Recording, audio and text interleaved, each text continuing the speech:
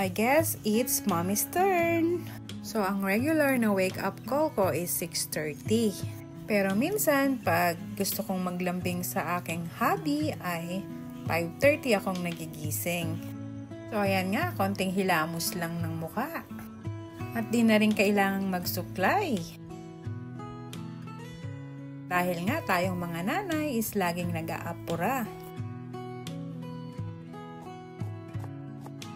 Kape in the morning para mas maganda ang gising.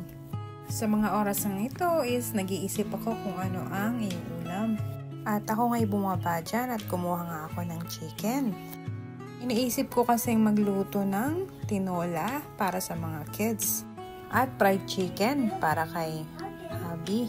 So yun na nga at ginising ko na rin si Jack. Matapos ko ngang pakainin ay heto na kami. Ihahatid ko na siya dito sa pintuan. Diyan lang naman kasi sa kapitbahay ang bus stop. So matapos kang umalis si Jack is ginising ko na rin si Anika dito. At habang kumakain nga si Anika is inumpisahan ko ng magsinop ng kanyang kwarto. Kailangan talagang araw-araw din na pinapagpag at inaayos.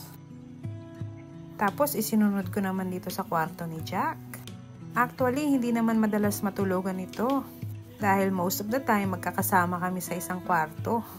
At ito na nga, nakulo na ang aking tinola. At isinabay ko na rin ang pagprito ng aking manok. At sa oras ngang to ay parang nasusunog na.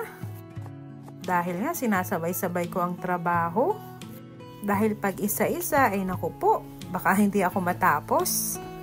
Lalo pa naghahabol tayo ng oras. At ayan nga, tinawag ko na si Anika. Nakikipag-diskusyon pa sa akin dito.